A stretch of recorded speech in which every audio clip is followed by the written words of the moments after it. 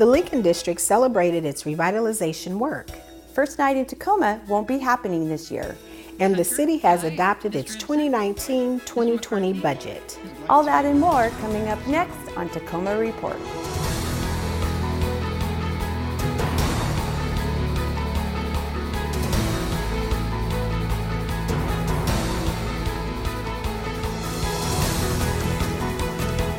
Hello, and welcome to this edition of Tacoma Report. I'm Laura Proctor. And I'm Angie Foster. There were a lot of smiles as the community came out for a special ribbon cutting event celebrating the Lincoln District Streetscape. Stacy Ellifrit has more on the official unveiling of this project as it enters into the final stages. A major construction project in the Lincoln neighborhood that started in the summer of 2017 is about to wrap up, and there's so much to celebrate. What I love most about this project is the fact that it reflects the people who live, work, and operate a business right here in this district. That this district mirrors what Tacoma is and what makes Tacoma so special. When the original committee got together and they set top desires for this project, they said they wanted pedestrian safety, walkability, and placemaking. And we can see by the work that they've done that that has actually happened. The streetscape is considered the cornerstone of the Lincoln revitalization effort. New streetscape elements include roadway, utilities, sidewalks, landscaping, and pedestrian infrastructure improvements. The Lincoln District has always been a place beloved for food, festival, and cultural vibrancy. And I believe these streetscape improvements honor that. Work took place along 9 blocks in the Lincoln Business District, including the main thoroughfare of South 38th Street from South J Street to South Fawcett Avenue. The project also constructed Tacoma's first festival street, located at Yakima Avenue and South 38th Street. We have a space to celebrate that we've never seen before. And as I go through my talking points, it's really difficult for me to not get emotional about it. This is a community that has always been willing to step up and work hard and figure out solutions together. And this is a tremendous example of that becoming a real big reality. Public art was also a major component of the project. When we look down 38th Street, we see the amazing public art in the shape of the clouds. This is one of my favorite pieces of the whole thing. That came from the youth that were engaged in the initial visioning of this project and their concept that no matter what, we need to dream big. Work is about 95% complete. Still to come in the first quarter of 2019 are art installations, plantings, and a lighting system are being installed on the Yakima Festival Street, among a few other finalizing pieces. All of these projects take a long time to complete, but we made it. Thank you for seeing it through, everybody. So as we welcome everybody here today, I want to welcome the entire city of Tacoma and the greater area to understand how wonderful this place is and to take a walk. It's not the Lincoln District that you remember, but it's the same heart. For Tacoma Report, I'm Stacy Ellifrit. For more information on the streetscape and the Lincoln revitalization efforts, visit the city site. If you have a project that you would like to do to help improve your neighborhood, you can apply to the Neighborhood Innovative Grant Program now through January 15th. This program supports neighborhood improvement activities or projects. Most grants that are requested and approved typically fall within the range of $500 to $8,000. For more information, go to the Neighborhood Council's webpage. The Hilltop Tacoma Link extension kicked off recently with a special community event. Stacy Ellifrit has more on this project that will more than double the length of the current Tacoma Link. Many came together for an event to celebrate the groundbreaking of a major project in Tacoma, a project that will increase transportation connections in many ways. It means so much to Tacoma to have Link Extension, 2.4 miles of rail coming through the Hilltop area and up through the Stadium District. It's going to connect our city, and it's going to give us another opportunity to get people out of cars and get us on mass transit in a way to be better to our environment. This $217 million project is underway in some areas already, and as 2019 rolls in, drivers and pedestrians in the area will start to see more and more work happening on the rail line. Construction's actually already started, so we've got a couple things going on. We're going to be expanding our operations and maintenance facility down near the Tacoma Dome. We're also already working on replacing some underground utilities. And you already start to see some traffic conversions and traffic detours. We're going to have one on Stadium Way right now that's going to go on for about a month and a half. And then as things progress, you're going to start actually seeing, the roads torn up. You'll start seeing rails coming in. We'll start building the 6 new stations that are part of the new rail extension. So I think as 2019 rolls in, you're going to see more and more work on the rail line. As work gets underway, this project is expected to bring in jobs during the construction phase and beyond. Jobs, sound transit jobs in Tacoma. And I keep saying jobs, but I don't mean jobs, I mean actual careers. You heard him talk about Dion Thomas, who got hired. A young man who's from the Hilltop, who I just ran into this Saturday, who clearly said to me that this is actually his dream. An opportunity that he has to be able to live in a community and walk on Hilltop and know that he's going to be a part of the future of this project, and he's actually going to get to work on it. And there will be lots of other people who get hired, but not just for the job right here. We're talking about careers all over. Many partnerships came together to make this project a reality. Because today's groundbreaking is a symbol of what can be achieved when people come together. And it is a testament to the power of collaboration at the local, state, and federal levels to achieve transportation improvements for our communities. The new extension is expected to start service in 2022. Staying up to date on construction along the extension route is important for those living and traveling in the area. We send out regular email updates, and you can sign up for those on our website. There's a project hotline phone number that you can call if you have some immediate need that you need to call about. Say you're a business and something's happened, or you're a resident and something's happened along the roadway that you have questions about. Call that hotline. That's going to be the most immediate way to get a response to your issue. For Tacoma Report, I'm Stacey Ellifrit. Community members can get the latest updates by signing up for construction alerts on the Sound Transit website.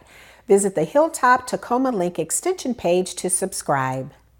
Following an extensive community outreach and engagement process, the Tacoma City Council recently passed the 2019-2020 biennial budget.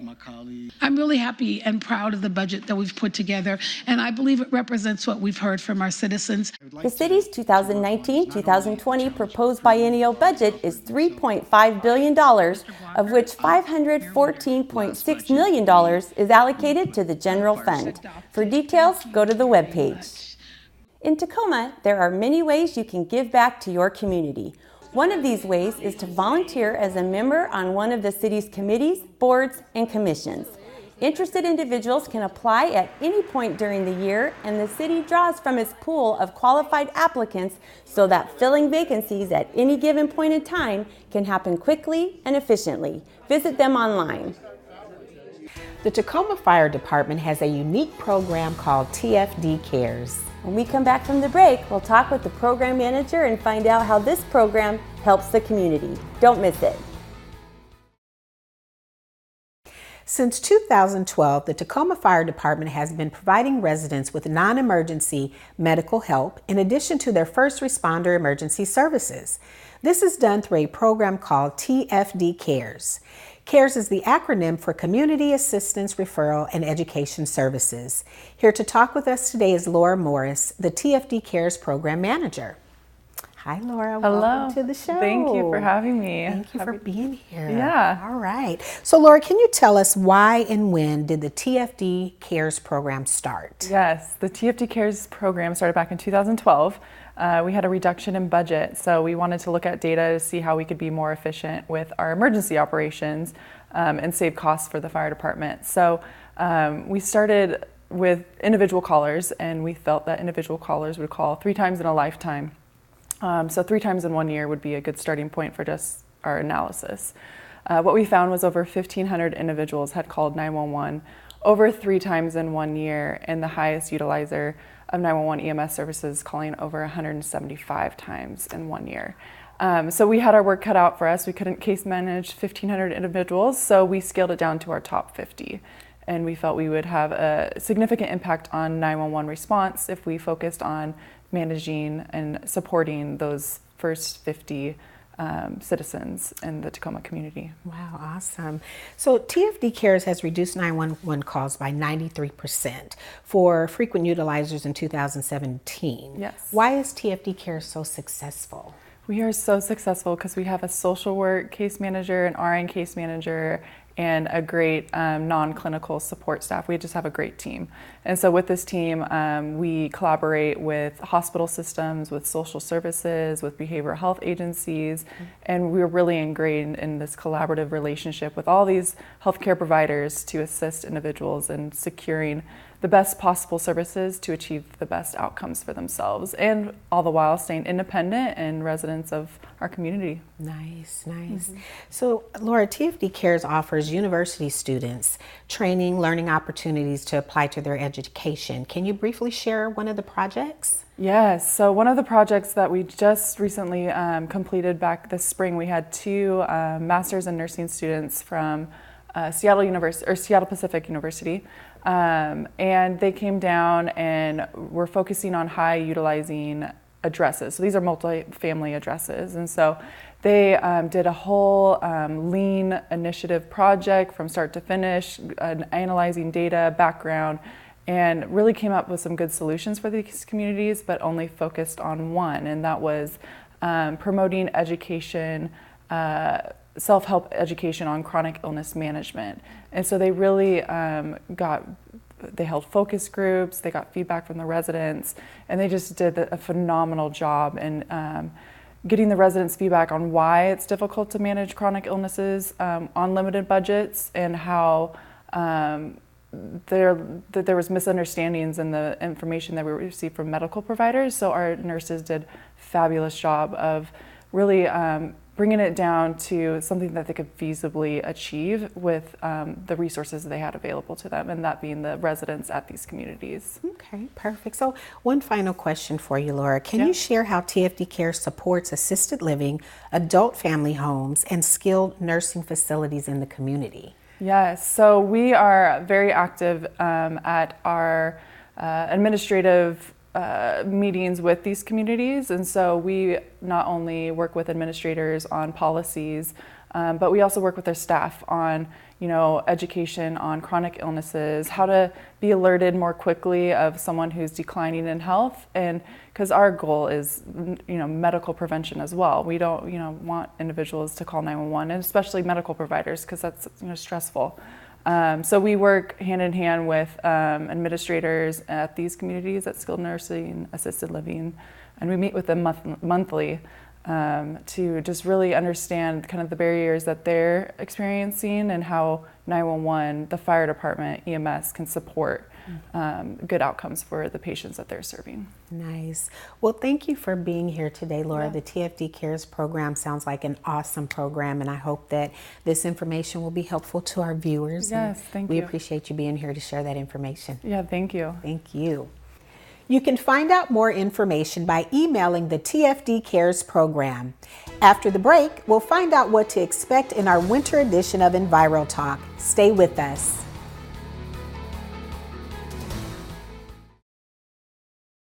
The winter edition of EnviroTalk features tree planting, brings customers their 2019 solid waste collection calendars, has a handy how-to on potato planting to help you get prepared for February, and much more.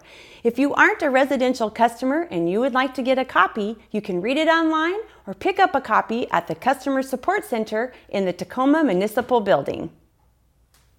Wrapping paper will not be accepted in the city's curbside recycling bins or at the Recycle Center again this year. The city's solid waste management is asking for customers' help to keep wrapping paper separated from recycling, and are reminding customers that wrapping paper should be placed in the garbage. We're not accepting wrapping paper this year because of the mixed materials that are in it. It's not a clean paper. There are other items that are mixed in with the paper that are not recyclable, like plastic coatings and aluminum foil that is mixed in with certain types of wrapping paper. For more information about what can be recycled, visit Solid Waste Management online or call. Administrative offices at the City of Tacoma will close Tuesday, December 25th, in observance of Christmas Day, and Tuesday, January 1st, in observance of New Year's Day. The Tacoma Recovery and Transfer Center will be closed as well on those dates, and there will be no curbside pickups. Curbside pickups will be one day later than normally scheduled between Tuesday, December 25th, and Friday, December 28th. Monday, December 31st pickup day will not be affected, but all other pickups that week will be adjusted one day later. Regular pickups will resume for all residential customers on Monday, January 6th. You can get reminders sent to you about your collection days by downloading and setting up the new Recycle Coach app, which is available for free wherever you purchase your apps. And finally, for those that were planning to attend First Night in downtown Tacoma this year, we have some important news. Unfortunately, the organizers of First Night have been unable to meet their fundraising goals, so the event will not be held this year. This is only the third time in the 26-year history of the event that it's been canceled. The governing board for First Night always wants to assure that there's adequate funds in place to guarantee payment to artists, technical staff, and venues, but this year fundraising has been a challenge to most nonprofit organizations, including First Night. But be assured that First Night is not going away and will be back next year. To support First Night, visit their website. That's all the time we have on this edition of Tacoma Report. A great way to find out about the services the City of Tacoma has to offer is by going to cityoftacoma.org. The sights and sounds of the holidays can be seen all around us. As we leave you today, our own Brian Cox captured the festivities of the holiday tree and menorah outside of the Pantages. Until next time, I'm Laura Proctor. And I'm Angie Foster. Thanks for watching.